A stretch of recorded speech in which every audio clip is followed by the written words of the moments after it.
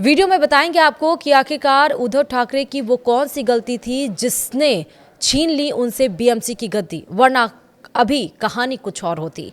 नमस्कार, आप देख रहे हैं न्यूज़ 18 का डिजिटल प्लेटफॉर्म। मैं हूं आपके साथ श्रुति श्रीवास्तव। मुंबई की राजनीति में एक बड़ा उलटफेर हुआ है। बीएमसी में अब ठाकरे की बादशाहत खत्म हो गई है। भाजपा ने अपने 25 साल का वनवास खत्म कर बीएमसी चुनाव में विजय पताका लहरा दिया है। बीएमसी यानी बृहन मुंबई म्युनिसिपल कॉर्पोरेशन के चुनाव में भाजपा और एकनाथ शिंदे की शिवसेना वाली महायुति ने शानदार जीत दर्ज की। देवेंद्र फडणवीस की रणनीति के आगे उद्धव ठाकरे पानी भरते नजर आए। महायुति ने बीएमसी की कुल 227 सीटों में से 118 सीटें जीती।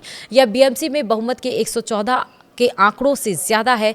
बीजेपी ने अकेले 89 सीटें हासिल की हैं, जबकि शिंदे की शिवसेना को 29 सीटें मिली हैं। यह जीत बीजेपी के लिए बड़ी कामयाबी है, क्योंकि उन्होंने मुंबई की सबसे अमीर निकाय पर कब्जा कर लिया, जहां सालाना बजट हजारों करोड़ का होता है। मगर उद्धव ठाकरे का प्रदर्शन भी उतना बुरा नहीं जितना शुरू में लगा था। यह सच है कि इस चुनाव की कहानी उद्धव ठाकरे के लिए दुखद है। उद्धव ठाकरे की शिवसेना को बीएमसी में 65 सीटों से संतोष करना पड़ा। उद्धव की शिवसेना को 2017 में 84 सीटें मिली थी। उद्धव ठाकरे ने इस चुनाव में अपने भाई राज ठाकरे के साथ हाथ मिलाया था। हालांकि उद्धव ठाकरे को महाराष्ट्र नवनिर्माण सेना यानी कि एमएनएस के साथ गठबंधन का उतना फायदा नहीं मिला, क्योंकि मनसे ने महज 6 सीटें जीती और इसी तरह उद्धव ठाकरे और राज ठाकरे का गठबंधन महज 71 सीटों पर सिमट गया। हालांकि उद्धव ठाकरे चाहते तो यह कहानी कुछ और हो सकती थी। अगर वह विधानसभा वाली रणनीति ही अपनाते तो शायद नतीजे कुछ और हो सकते थे।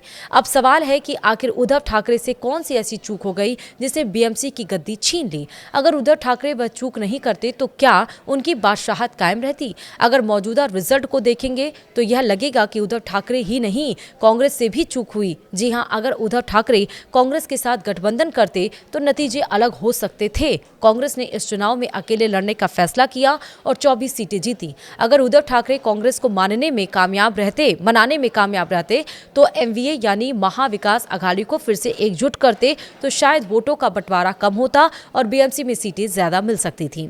तो आइए बीएमसी चुनाव 2026 के फाइनल रिजल्ट्स के डाटा से भी हम आपको समझाते हैं। दरअसल बीएमसी कुल वोटों की बात करें तो भाजपा को 11,79,273 वोट मिले, जो कि 45.22% है। वहीं उद्धव ठाकरे की शिवसेना यूबीटी को 7,17,736 वोट मिले, जो कि 27.52% है। और कांग्रेस को 2,42,646 वोट मिले, जो कि 4.44% मिले। अगर उद्धव ठाकरे और कांग्रेस साथ होते तो उनके वोट कुल 9,60,382 हो जाते, जो भाजपा के करीब पहुंचते। नतीजों से पता चलता है कि कई वार्डों में जहां महायुति जीती, वहां उद्धव ठाकरे और कांग्रेस के वोट अलग अलग पड़ने से फायदा महायुति को हुआ। अगर उद्धव ठाकरे अपने भाई राज ठाकरे के साथ भी कांग्रेस को मिला लेते तो भी स्थिति मौजूदा से बेहतर हो सकती थी। वहीं बीएमसी चुनाव रिजल्ट में सीटों की संख्या से भी हम आपको समझाते हैं। भाजपा 89, शिवसेना उद्धव वाली 65, शिवसेना शिंदे वाली 29, कांग्रेस 24, मनसे 6, एनसीपी अजीत वाली 3, एआईएमआईएम 8। और इसे एक उदाहरण से भी हम आपको समझा सकते हैं। दरअसल मुंबई में कांग्रेस हो या उद्धव की शिवसेना, सबसे दबदबा वाले अलग अलग जोन वार्ड रहे हैं। अंधेरी ईस्ट और गोरेगांव जैसे इलाकों में कांग्रेस का पारंपरिक वोट बैंक रहा। यहां पर उद्धव के उम्मीदवारों को हार मिली, क्योंकि वोट बैंक बट गए। अगर गठबंधन होता तो शायद तस्वीर कुछ और होती और हो सकता था कि 20 और 30 अतिरिक्त सीटें मिल सकती थीं। साल 2019 के चुनाव में एमवीए ने साथ लड़ा तो बेहतर प्रदर्शन दिखा था, मगर अब टूटने से सब कमजोर हो गए। उद्धव ठाकरे ने मनसे के साथ गठबंधन करके मराठी वोट बैंक को मजबूत करने की कोशिश की, क्योंकि राज ठाकरे मराठी अस्मिता की बात करते हैं। मगर उद्धव को इससे फायदा नहीं हुआ, कारण कि मनसे का वोट शेयर केवल 5% के आसपास रहा और उसे केवल 6 सीटें मिली।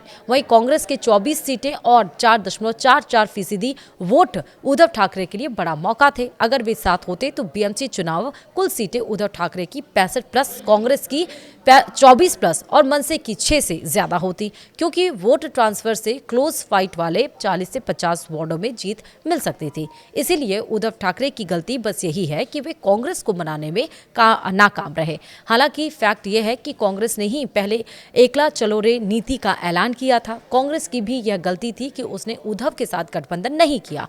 अगर गठबंधन होता तो नतीजे कुछ और हो सकते थे। हालांकि उद्धव ठाकरे की शिवसेना साख बचाने में सफल रही है। अगर उद्धव ठाकरे मनसे की बजाय कांग्रेस के साथ जाते तो मराठी वोट के साथ अल्पसंख्यक और सेकुलर वोट भी मिलते। रिजल्ट्स दिखाते हैं कि कई वार्डों में जहां कांग्रेस दूसरे या तीसरे नंबर पर थी वहां उद्धव हार गए। मसलन दादर या परेल इलाके शिवसेना के गढ़ थे, लेकिन वोट बंटने से महायुति जीत गई। अगर गठबंधन होता तो शायद उद्धव ठाकरे का गठबंधन 100 सीटों के करीब पहुंचता और महायुति को बहुमत मिलना मुश्किल था।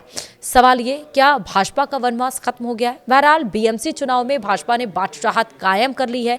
पहली बार भाजपा का मेयर होगा। बीएमसी चुनाव कई सालों से टल रहे थे। साल 2017 में शिवसेना यानी कि अविभाजित जो थी और ने 84 सीटें जीती थी और उस वक्त बीजेपी 82 पे थी, मगर 2022 में होने वाले चुनाव कोरोना और वार्ड डेलिमिटेशन के कारण डिले हुए। अब 2026 में हुए चुनाव में महायुति ने अपनी रणनीति से बाजी मारी। भाजपा ने 135 सीटों पर लड़कर 89 सीटें जीती, जबकि शिंदे शिवसेना ने 89 पे लड़कर 29 हासिल की। वहीं उद्धव की शिवसेना ने 160 सीटों पर उम्मीदवार उतारे, मगर सिर्फ 65 सीटें जीती। सवाल ये कि इस हार का असर अब क्या होगा? उद्धव ठाकरे के लिए बीएमसी खोना बड़ा झटका है, क्योंकि बीएमसी शिवसेना की ताकत का स्रोत था। 25 सालों से बीएमसी पर ठाकरे परिवार का कंट्रोल था, मगर अब एकनाथ शिंदे और बीजेपी का राज होगा।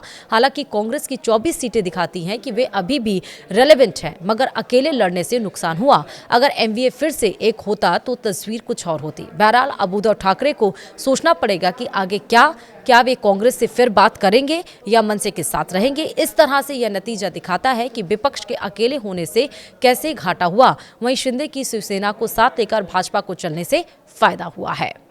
वीडियो में इतना ही। नमस्कार।